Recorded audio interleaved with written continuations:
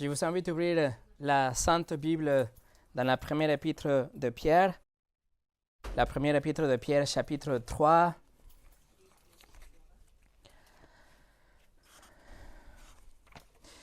Pierre écrit aux frères et sœurs qui ont quitté leur maison, leur ville, à cause de cette persécution accrue sur l'empereur Néron, qui accusait les chrétiens d'être à l'origine de cette grande incendie de Rome.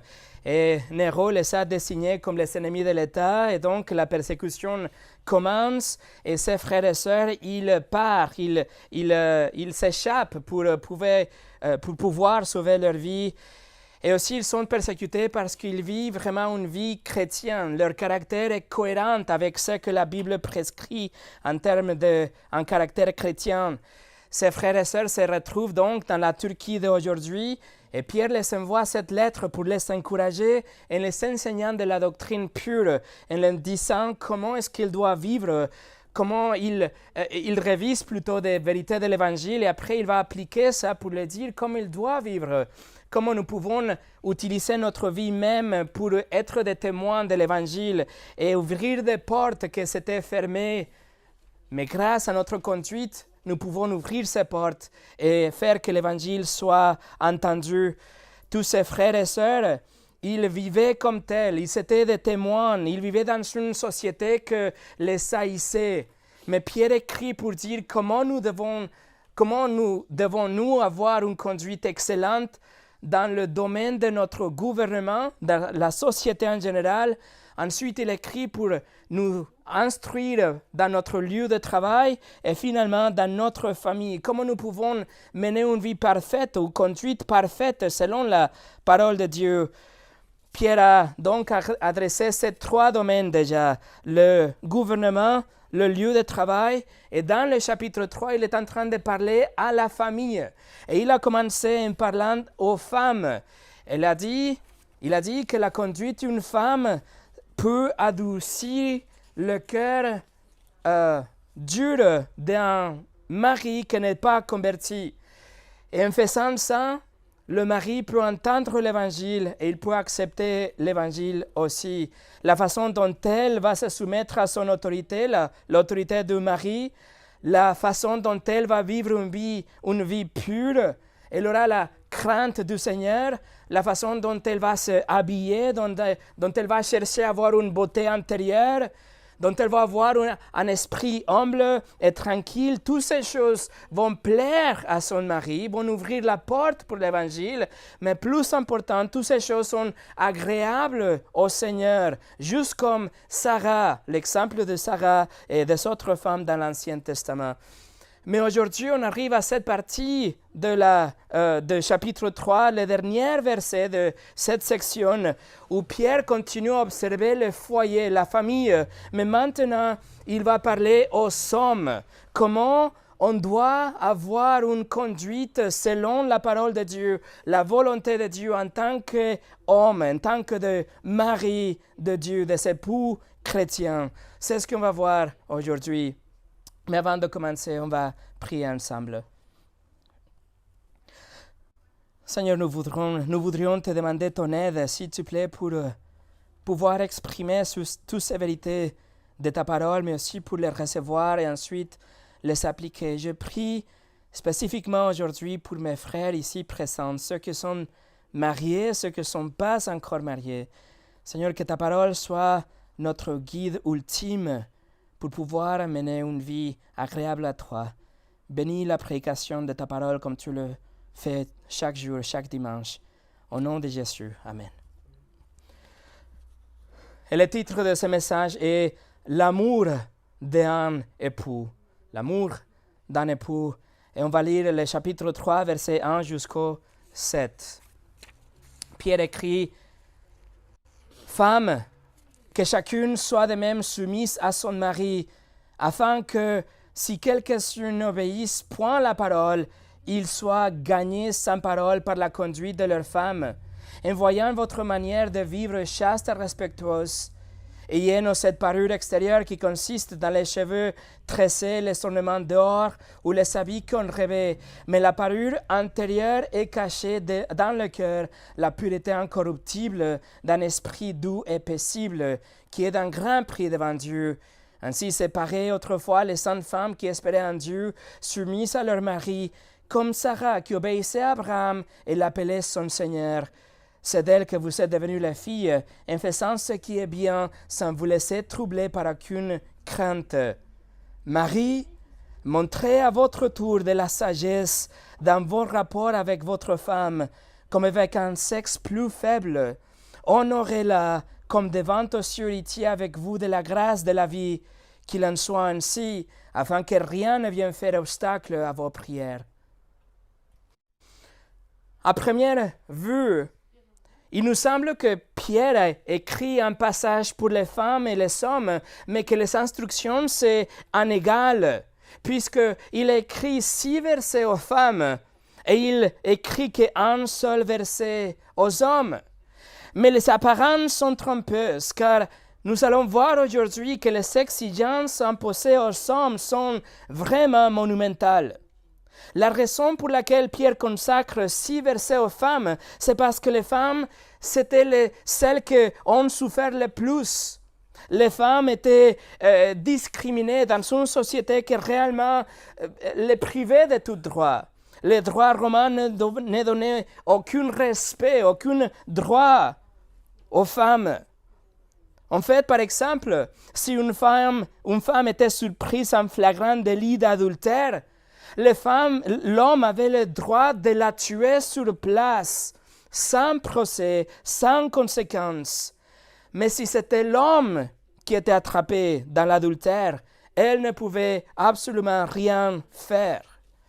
Alors, la société était vraiment penchée d'un côté, et c'est pour ça que Pierre écrit aux femmes, et c'est quelque chose de radical. Pierre se préoccupe réellement pour leur bien-être. Il veut que leur qualité de vie améliore, que leur statut dans la société améliore en tant qu'égal aux hommes. Nous sommes égales, tous les deux, les hommes et les femmes, juste avec des rôles différents selon la parole de Dieu. Et en fait, comme nous pouvons lire dans l'histoire de l'Église, lorsque l'Église est née, l'Église grandissait dans le livre des Actes, les femmes occupaient une position très importante dans l'Église à l'époque. Et dans le ministère de Paul aussi, c'était les femmes qui prenaient une place importante aussi. Et à fur et à mesure que l'Évangile se répandait et que l'Évangile était compris, tous les deux, les hommes et les femmes, se conformaient à la volonté de Dieu et donc les rôles étaient pris bien et toutes ces inégalités sociales disparaissent en même temps. Alors, quelle est la volonté de Dieu pour un mari chrétien? Particulièrement dans le contexte de Pierre, si il se convertisse d'abord et il veut gagner sa femme, mais aussi en général, quel est le rôle de l'homme dans un mariage chrétien? On va voir le verset 7 sous 4 angles différents. Nous allons voir un époux aime, un époux comprend, un époux honore et un époux prie. Nous commençons avec un époux aime. Et pour ça, regardez la toute première partie du verset 7. Pierre écrit, « Marie, montrez à votre tour. » Et on s'arrête là. Marie, montrez à votre tour. Pierre commence avec un adverbe que tout simplement ça veut dire de même ou pareillement, de la même façon. Et ce que Pierre est en train de faire, c'est qu'il va renvoyer le lecteur à l'argument qu'il a commencé à développer dans le chapitre 2, verset 13. Il a écrit que le citoyen, il doit se soumettre au gouvernement, aux institutions. Après, il écrit dans le chapitre 2, verset 18, que les serviteurs, il doit se soumettre à leur maître. Et après, il vient d'écrire dans le chapitre 3, verset 1, que les femmes, elles doivent se soumettre à leur mari. Et maintenant, dans le verset 7, il écrit, « Et vous, Marie, de même. » De la même façon, pareillement, ça veut dire les maris, ils doivent se soumettre à leur femme. Oui, mais vous dites, mais comment c'est possible? Si la femme se soumet à son mari, si les deux se soumettent, alors ça veut dire que personne n'est en charge. Ça veut dire qu'il n'aura pas de leadership, il n'aura pas d'autorité. Nous ne pouvons pas nous soumettre tous les deux l'un à l'autre, le mari à la femme et à l'envers. Et ça serait exact, vous aurez raison, mais il faut comprendre alors ce que Pierre est en train de dire ici. Nous devons comprendre que le mari ne se soumet pas à l'autorité de la femme. Le mari ne se soumet pas à le leadership de la femme. Le mari ne se soumet pas à la direction de la femme. Mais écoutez, le mari se soumet à leurs besoins, inlaissamment, de manière sacrificielle. Autrement dit, l'homme est appelé par Dieu à abandonner sa propre vie pour le bien de sa mariée. Nous soumettons notre vie entière à l'accomplissement, l'approvisionnement et la protection de l'heure. Nous aimons de manière sacrificielle, nous donnons notre vie et c'est comme ça que nous nous soumettons à notre femme. Allez avec moi au livre de Éphésiens chapitre 5. Éphésiens chapitre 5. Et voilà l'appel le plus élevé et la plus grande responsabilité qui puisse exister pour un homme. Éphésiens chapitre 5, verset 25. Paul écrit, « Marie, que chacun aime sa femme comme Christ a aimé l'Église et s'est livré lui-même pour elle. » Alors comment le mari sont-ils commandés à aimer, le mot agapate, leur femme? Comment on doit aimer notre femme? Selon le verset 25, de manière sacrificielle, tout comme Christ a donné sa vie pour l'Église. Et Paul utilise le grec kathos, cette particule pour faire une comparaison, mais c'est une comparaison qui égalise les deux côtés. Il dit que le même amour que Christ a pour son Église, ça doit être le même amour que le mari a pour sa femme. La même qualité d'amour, la même intensité d'amour, la même mesure, la même profondeur, le même sacrifice d'amour que Christ a eu pour son Église, c'est le même que nous devons avoir pour notre épouse, pour notre femme.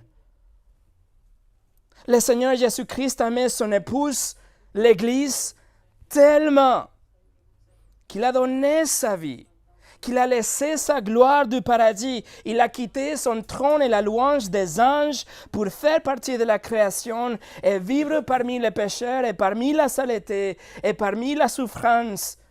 C'est comme ça que Christ exprime son autorité sur l'Église. C'est comme ça qu'il exprime son amour pour l'Église en se sacrifiant pour elle, en l'aimant jusqu'à la mort. Vous voyez, l'appel pour l'homme est énorme. Jésus avait une mission dans sa vie, celle de pourvoir aux plus grands besoins que nous avons eus. Et ce besoin était d'être nettoyé de notre péché et nous sauver de la condamnation juste de nos péchés.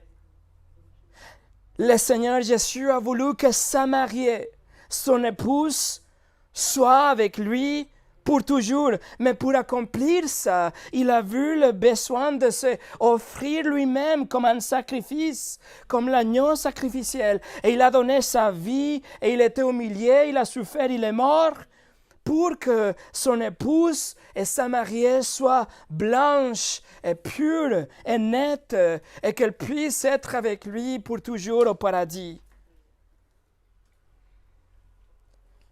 Versets 26 et 27, Ephésiens 5, afin de la sanctifier, on parle de l'Église, afin de la sanctifier en la purifiant et en la lavant par l'eau de la parole, pour faire paraître devant lui cette Église glorieuse, sans tache, ni ride, ni rien de semblable, mais sainte et irréprochable. C'est comme ça que Jésus aimait son Église, sa mariée, avec un amour sans réserve, un amour désintéressé, un amour sacrificiel. Il a donné tout, y compris sa vie. Et ça, c'est le standard que le mari chrétien doit suivre. C'est ainsi que le mari chrétien doit aimer sa femme, sans condition, sans réserve. Ce qui signifie, mes amis, que votre agenda privé, vos propres préférences et vos loisirs et vos réalisations personnelles et votre confort et votre plaisir et tout ce qui a l'étiquette de je, moi, mon, tout ça doit être rangé et envoyé dans les dernières positions, afin que votre vie soit donnée pour votre femme. Votre vie est soumise à la réalisation et la satisfaction de ses besoins et sa protection, quelle que soit sa réponse. C'est comme ça que Christ aimait l'Église et c'est comme ça qu'on est appelé à aimer nos femmes. Dans les jours de Pierre, si un homme se convertissait en première, alors la femme était censée de suivre le mari dans cette nouvelle religion et petit à petit sa exposition à la parole et sa congrégation dans une assemblée chrétienne et tout ça aurait un impact positif et considérable dans la femme pour qu'elle puisse se convertir. Pourtant, vous pouvez vous imaginer les tensions que ce type de relation pouvait engendrer. Et même aujourd'hui, même si nous n'avons pas un scénario tellement compliqué dans la société aujourd'hui entre les hommes et les femmes, il y a des frictions dans les mariages, il y a des tensions dans les mariages, il y a des situations vraiment complexes, il y a des situations très malheureuses. Mais que doit faire le mari? Quelle est l'obligation d'un mari chrétien? Est-ce que l'homme doit la quitter parce qu'elle n'est pas croyante? Est-ce que le mari doit la quitter parce que la vie est difficile? Parce que la vie à deux est difficile maintenant, parce qu'il ne se comprend pas? Est-ce qu'il doit l'ignorer pour la journée ou l'abandonner pour une saison? Est-ce qu'il doit poursuivre le divorce? Il doit arrêter de la protéger et subvenir à ses besoins. Loin de là, rien de ça. La institution du Seigneur pour le mari ne dépend pas de la complexité et de l'étape de la vie de notre mariage ou de notre couple. Sa volonté pour le mari est que nous aimions nos femmes avec la même qualité d'amour que Jésus nous aime, quelle que soit son attitude à notre regard.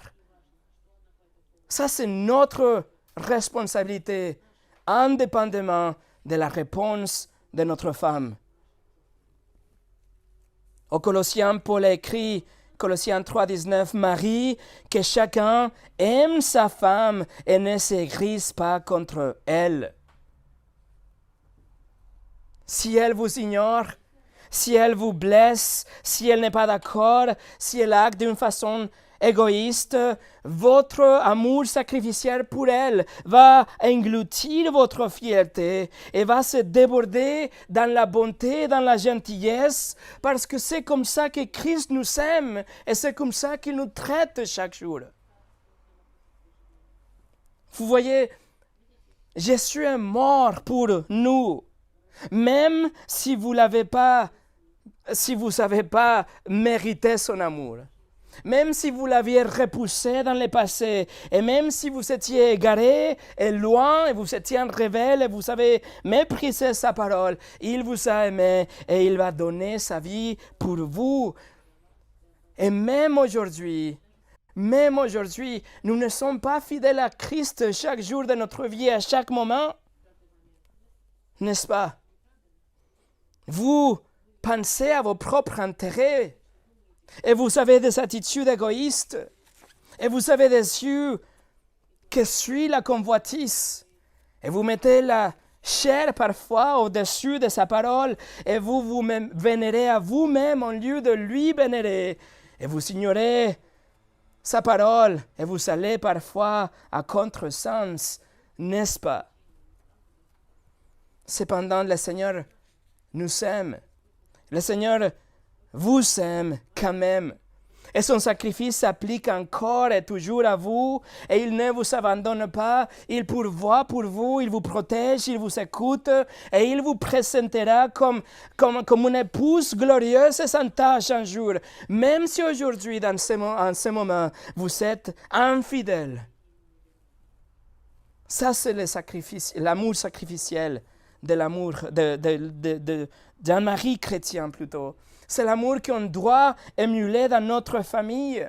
Et en agissant ainsi, l'homme se soumet à sa femme, aux besoins de sa femme.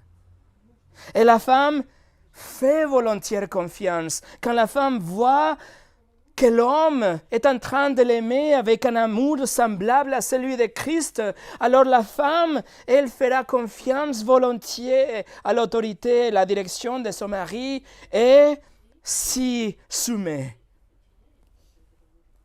Et c'est ainsi que nous pouvons accomplir l'instruction, la directive d'Éphésiens 5, 21 qui nous dit « Vous soumettant les uns aux autres dans la crainte de Christ ». Nous avons la crainte du Seigneur, nous avons la crainte de la discipline de Dieu, bien sûr, la crainte de la discipline pour ne pas avoir traité votre conjoint comme vous le devriez. Vous n'avez pas assumé le rôle biblique que Dieu a prescrit, donc il faut avoir la crainte de Dieu. Mais mes amis, vous voyez l'objectif d'un mariage chrétien, l'objectif de n'importe quelle relation en fait, mais l'objectif spécifique d'un mariage en Christ, ce n'est pas votre bonheur, ni même le bonheur de votre partenaire, mais c'est la sanctification de tous les deux. Et ça, c'est le test ultime alors que vous grandissez dans le Seigneur et vous apprenez à obéir la parole et vous vous soumettez. La femme se soumet à l'autorité de son mari et l'homme se soumet aux besoins de sa femme. Ça, c'est la volonté de Dieu pour la famille. Vance Havner, un prédicateur au milieu des années 1900, il a dit: le véritable test de votre christianisme n'est pas votre apparence pieuse à la table du Seigneur le dimanche, mais le comportement à la table du petit déjeuner à la maison. Numéro 2, un époux comprend. Et on va revenir à notre texte en Pierre chapitre 3.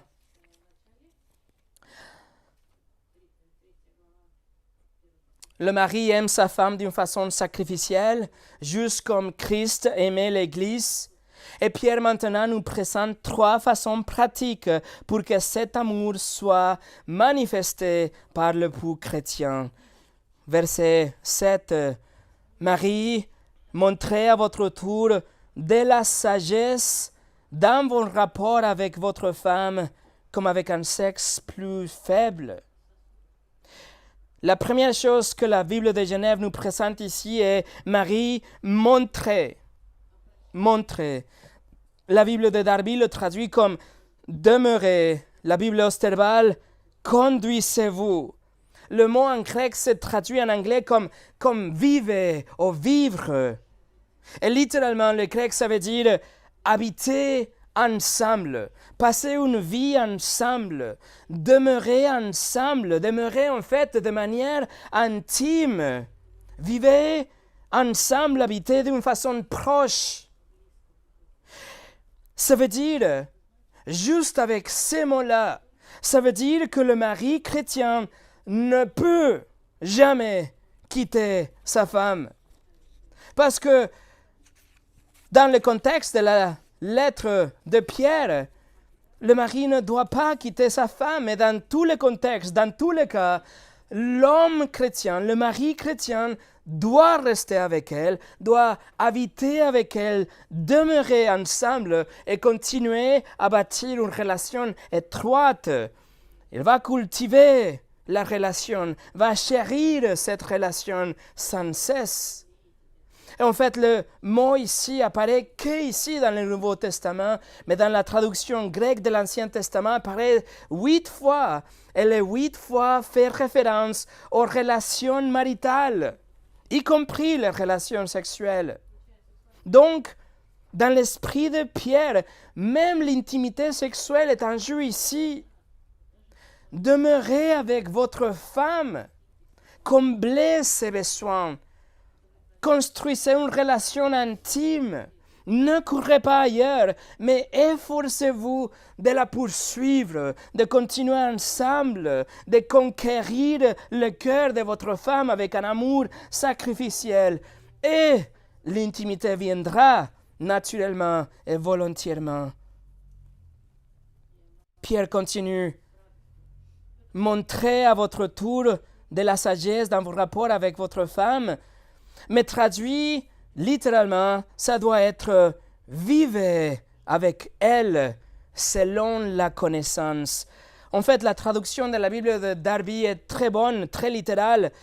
Darby écrit pareillement, vous, Marie, demeurez avec elle selon la connaissance. Et la question est, qu'est-ce que ça veut dire selon la connaissance? La connaissance de quoi? Réponse, la connaissance de l'Évangile, la connaissance de son identité en Christ, la connaissance de l'objectif et le rôle du mariage selon la volonté de Dieu, la connaissance de ses besoins à elle, de ses rêves, de ses désirs, de ses émotions, la connaissance de ses objectifs, ses forces, ses faiblesses, ses craintes. Il s'agit d'une connaissance intime, une relation, une connaissance qui ne peut pas se développer en dehors d'une relation que nous sommes en train de nourrir chaque jour. Nous devons nourrir la relation pour connaître notre épouse, la connaissance. En fait, lors de l'enseignement par rapport au mariage dans Ephésiens chapitre 5 qu'on vient de lire, Paul utilise l'analogie d'un corps humain parce que nous connaissons tous notre propre corps. Nous avons tous une relation intime avec notre corps et nous nous occupons de ses besoins. Nous savons la connaissance de notre corps. Nous savons ce qui lui fait bien, ce qui lui fait mal, quelles sont les limites de notre corps, ce qu'il aime notre corps, etc. Écoutez ce que Paul écrit, Ephésiens 5, 28 et 29. C'est ainsi que le mari doit aimer sa femme comme son propre corps. Celui qui aime sa femme s'aime lui-même, car jamais personne n'a haï sa propre chair, mais il la nourrit et en prend soin comme Christ le fait pour l'Église. Donc, l'homme doit continuer à connaître bien sa femme, il doit mieux la connaître chaque jour pour ensuite appliquer la connaissance d'une manière pratique et appliquer cette connaissance à la façon dont nous vivons avec elle. Pierre nous donne un détail particulier, quelque chose qu'on doit savoir selon la connaissance de quelque chose au sujet de nos épouses. Regardez le verset 7. Il dit pareillement, vous, Marie, demeurez avec elle selon la connaissance, comme avec un vase plus faible, féminin. Pierre écrit, comme un vase plus faible. Ça ne veut pas dire qu'ils sont inférieurs. Ça ne veut pas dire qu'ils sont plus faibles sur le plan de caractère ou sur le plan de leur intellect ou qu'ils sont spirituellement inférieurs aux hommes. Rien de ça. Le texte signifie simplement ce qu'il dit. Il dit ce que nous savons d'une façon pragmatique, par simple bon sens, même si le monde d'aujourd'hui voudrait brouiller cette réalité. Mais d'une manière générale, nous le savons tous. Une femme a moins de force physique qu'un homme. C'est un fait. C'est la réalité. Comme l'indique l'université de Princeton, il dit que la force corporelle d'une femme est d'environ 67% de celle d'hommes. Les hommes, nous produisons une plus grande quantité de testostérone, ce qui développe une plus grande masse musculaire et donc une plus grande force physique. C'est une fait, c'est la réalité, point. En conséquence, le mari chrétien doit traiter sa femme avec la connaissance qu'ils sont physiquement plus forts. Il doit vivre comme des pourvoyeurs et les protecteurs sacrificiels de leurs femmes qui sont physiquement plus faibles. Si la femme est croyante, si la femme n'est pas croyante, si la femme mérite ce type de traitement, que la femme ne réagisse pas à ce traitement, ça ne fait rien. Le rôle de l'homme est de se comporter comme le plus fort vase. Le clause, la dernière partie de verset 7 nous donne une façon très spécifique. Il nous dit comment le mari doit vivre avec sa femme. Nous devons être guidés par la connaissance qu'elles sont physiquement plus faibles. Même si il voit et il sait qu'elle peut tout faire. Même si elle semble forte. Même si elle semble être incassable. Même si elle ne se plaint jamais. Et même si elle est pleine de vie. Le mari biblique doit la soulager. Pourquoi? Parce qu'elle est un vase plus faible. Le mari doit soulager. C'est notre devoir biblique de nous comporter comme le vase fort. Et en fait, le mot traduit ici comme vase, il désigne tout simplement un récipient, un conteneur de quelque chose. C'est le vase que contient l'esprit, si vous voulez. Et il fait référence à notre corps. Donc, si la femme a un corps plus faible, prenez soin d'elle. Paul utilise le même mot dans 1 Thessaloniciens 4:4. C'est que chacun de vous sache posséder son corps. Le même mot traduit comme vase. Le corps, l'homme et la femme sont des vaisseaux, nous avons des corps, et tout ce que Pierre est en train de faire est affirmer la réalité, que le corps de la femme est plus faible que celui des hommes. Cela n'a rien de sexiste, rien de dénigrant, bien au contraire. Il incite les femmes à adopter une position passive en termes de provision, en termes de protection et en termes de leadership. C'est quelque chose que le mari chrétien doit avoir dans l'esprit dès le matin quand il se réveille, afin de traiter sa femme avec une considération spéciale en sachant qu'elle est plus faible. Alors, chers frères, si vous êtes mariés, ça c'est pour vous. Si vous n'êtes pas mariés, ça c'est pour vous aussi. La Bible vous dit que vous devez demeurer avec elle, avec cette connaissance. La Bible est votre guide avant le mariage. La Bible est votre guide pendant le mariage. Vos rôles sont définis ici. Ça, c'est la volonté de Dieu pour votre couple. Et en plus, voici quelque chose d'incroyable. J'ai trop aimé cette vérité quand j'ai découvert cela. Écoutez, malheureusement, 8 traductions en français que j'ai révisées, 6 sur 8 ignorent complètement cette réalité. Mais les Grecs finissent avec le mot féminin, comme la Bible de Darby, la Bible Martin aussi. Pierre ajoute un mot ici que c'est un mot qui nous donne l'idée en général d'une femme, la femelle si vous voulez, littéralement la féminine. Ça c'est fantastique je trouve. Pierre regarde à cette belle nature caractéristique de la femme. Il voit la féminité de la femme. Le monde aujourd'hui nous dit que n'importe qui peut avoir cette caractéristique, mais la Bible nous dit non, la féminité appartient aux femmes. Et on parle ici de ces merveilleuses qualités féminines.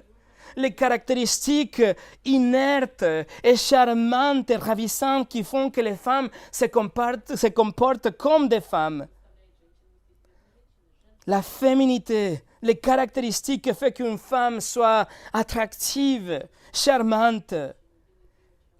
Mais en utilisant ces mots, Pierre inconséquent demande aux hommes de se comporter comme des hommes. Numéro 3, un époux honore. Un époux honore. Non seulement le mari aime sa femme comme Christ aimait l'Église, non seulement il va demeurer avec elle en la comprenant profondément, mais aussi le mari va honorer son épouse. Verset 7. Pareillement, vous, maris, demeurez avec elle selon la connaissance, comme avec un vase plus faible, féminin, leur portant honneur, comme étant aussi ensemble héritiers de la grâce de la vie, pour que vos prières ne soient pas interrompues.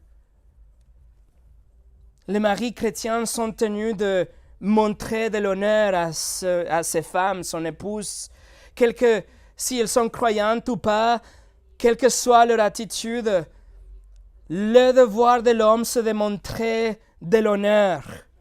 Et le mot pour honneur, ça veut dire tout simplement montrer à quel point quelque chose est précieux, estimé. Autrement dit, les hommes doivent montrer aux femmes à quel point elles sont précieuses dans notre vie. C'est beaucoup plus que dire des choses, que traiter avec respect, mais c'est de vivre d'une façon telle qu'elle voit, qu'elle sait à quel point vous la chérissez. Comment pouvons-nous faire ça? Cultiver la camaraderie, cultiver l'amitié, respect, partenariat, la communion, l'aide, la provision, la protection, etc. Quoi qu'il coûte, mais montre-lui de l'honneur. Montrez combien elle est importante, combien elle est précieuse, parce qu'elle est votre amie pour toute la vie. Dans le monde gréco-romain, le mari s'est désintéressé complètement d'avoir quelconque amitié avec leur femme. Il n'avait pas une notion d'honneur pour les femmes non plus. Au contraire, les femmes devaient se contenter d'entretenir le foyer et porter des enfants. C'était les deux choses qui faisaient que les femmes étaient importantes, c'est tout. Mais alors l'évangile arrive et la parole de Dieu perce les ténèbres et commande tout à fait l'opposé et encourage la dignité et l'honneur entre les hommes et les femmes. Mais pourquoi l'homme doit montrer cet honneur selon le verset 7? Parce que les femmes sont aussi héritiers de la grâce de la vie. Ça veut dire que vous tous les deux, les hommes et les femmes, vous êtes des bénéficiaires de la grâce de Dieu. Dieu a déversé sa bonté dans le couple, tous les deux. Ça veut dire que à un moment donné dans votre vie, vous étiez perdus tous les deux. Vous avez pensé, dit et fait des choses qui sont trop horribles, trop honteuses pour le dire en public. Vous avez violé les commandements de Dieu volontairement et avec la joie. Et vous avez pensé que vos propres bonnes actions étaient assez bonnes pour pouvoir vous gagner un endroit au paradis. Mais dans un instant, Dieu a déversé sa grâce sur vous et la grâce de Dieu s'est penchée sur vous et le voile s'est levé à vos yeux et vous avez compris la laideur de votre péché. Vous avez compris la sainteté de Dieu et l'imminente justice que s'abattait sur vous. Dieu vous révèle votre péché, mais Dieu vous révèle aussi le besoin d'un sauveur, quelqu'un qui prendrait vos péchés passés, présents et futurs, ensemble avec le châtiment éternel que vous avez mérité.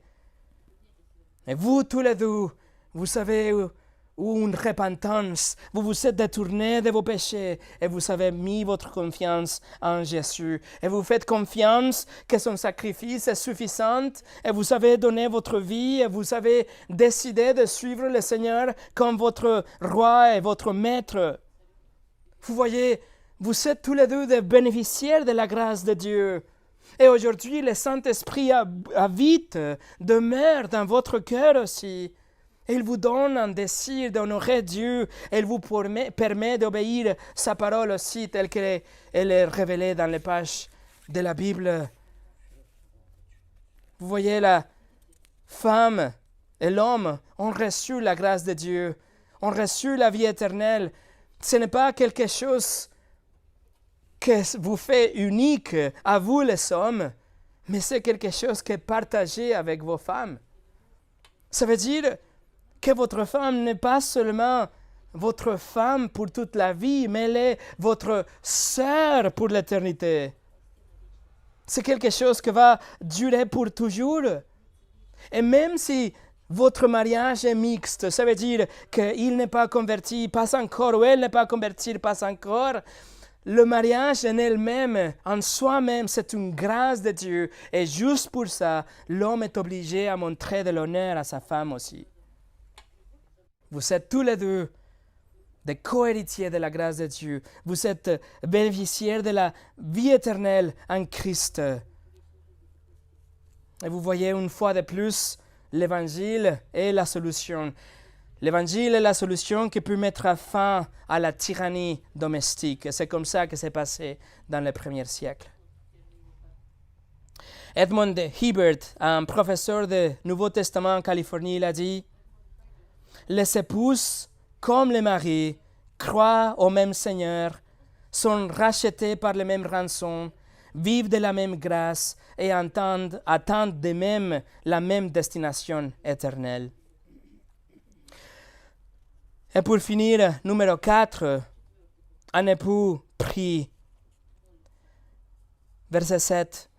Pareillement, vous, maris, demeurez avec elle selon la connaissance, comme avec un vase plus faible, féminin, leur portant honneur comme étant aussi ensemble héritiers de la grâce de la vie, pour que vos prières ne soient pas interrompues. La fin de ce verset présuppose qu'un mari prie. Un mari prie pour sa femme qui est déjà chrétienne, ou il prie pour que la grâce de Dieu sauve sa femme qui n'est pas encore chrétienne, mais il prie. Il prie dans tous les cas.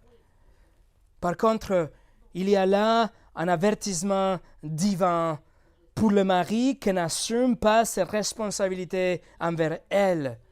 Pour le mari qui n'y parvient pas à aimer sa femme de manière sacrificielle ou qui n'arrive pas à vivre avec elle de manière compréhensive selon la connaissance et lui montrer de l'honneur.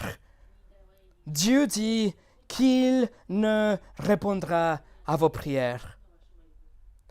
Voici une action disciplinaire sévère de la part de Dieu. Il y a une coupure drastique. Il y a une interruption de la bénédiction divine. Et vous allez voir vos prières rebondir au plafond. Et vos prières ne seront pas entendues, elles ne seront pas exaucées en fonction de la façon dont vous traitez votre femme.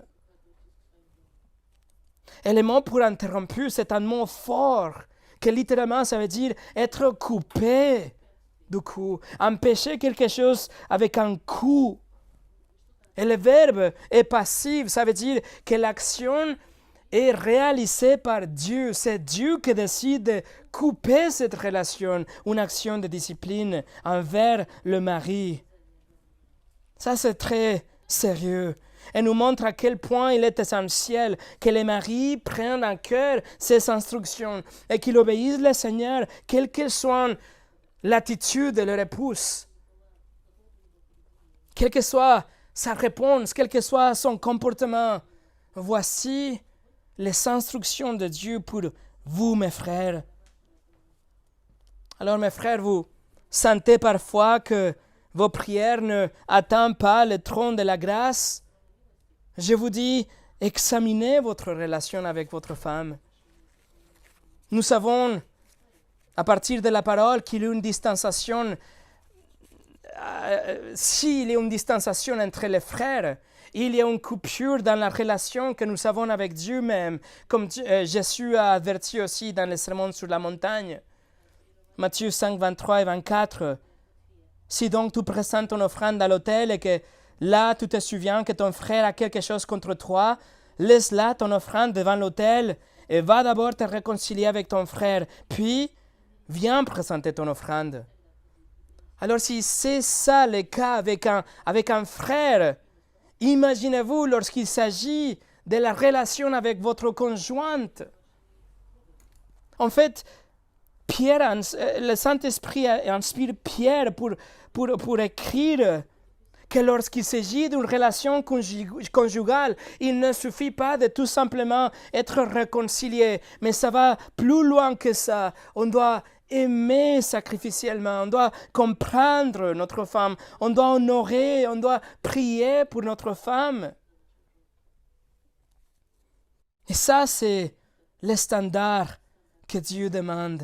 Et nous voyons maintenant que même si Pierre écrit 6 versets aux femmes, avec un seul verset dirigé aux hommes, vous voyez comment la barre est placée vraiment haut pour nous les hommes.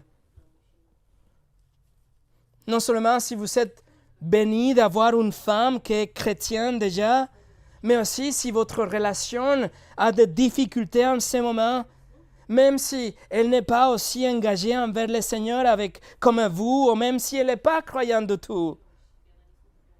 Dieu demande qu'on aime nos femmes, qu'on honore nos femmes, qu'on prie pour nos femmes et qu'on construit une relation avec elles selon la connaissance qu'elle est physiquement plus faible que nous. Mes amis, une dernière chose. Nous pouvons regarder ces commandements pour tous les deux, pour les hommes et pour les femmes, et nous pouvons être découragés. Nous pouvons dire, mais nous n'allons jamais atteindre cette barre. Je suis si loin de cette barre, je n'arriverai jamais. Mais prenez courage, parce que Christ vous aime. Parce que Jésus vous appelle à moi, les siennes. Parce que votre standard devant Dieu ne dépend pas de votre performance aujourd'hui, mais c'est par la grâce que vous êtes sauvés. Et c'est par la grâce que le Saint-Esprit nous habilite. Et c'est par la grâce que les Écritures nous guident aujourd'hui. Et c'est par la grâce que la parole de Dieu nous façonne quotidiennement. Et c'est par la grâce que nous tenons aujourd'hui. Et c'est par la grâce que nous pouvons, vous et moi, être des hommes et des femmes de Dieu. Prions.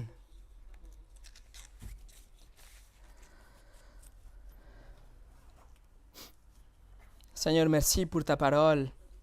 Merci que tu nous donnes vraiment le manuel pour la vie, pour les relations, pour nos mariages, pour l'instruction de nos enfants, pour les relations personnelles, notre relation avec le gouvernement, notre lieu de travail, etc. C'est vraiment le livre qui nous guide comment on doit vivre, comment tu as voulu que nous soyons les témoins, les disciples de Jésus ici sur terre. Mais Seigneur, quand nous regardons la barque si haute, je te demande que nous ne soyons pas découragés, mais qu'on apprenne à voir la grâce de Dieu comme le filet où nous pouvons retomber et nous pouvons être sûrs, nous pouvons nous reposer car tu nous aimes par ta grâce. Donne-nous ton esprit pour qu'on puisse de même nous battre contre notre égoïsme, contre notre façon de faire jusqu'à présent et qu'on puisse mettre en pratique le principe qu'on a étudié aujourd'hui. Seigneur, que tout ça soit pour ta gloire, qu'on apprenne à être des témoins, même aujourd'hui, qu'on vit dans la paix, mais surtout demain, qu'on vivra sous une persécution ou une autre. Que notre mariage soit aussi un témoignage pour pouvoir ouvrir les portes à l'Évangile. Nous te remercions pour ta parole. Au nom de Jésus. Amen.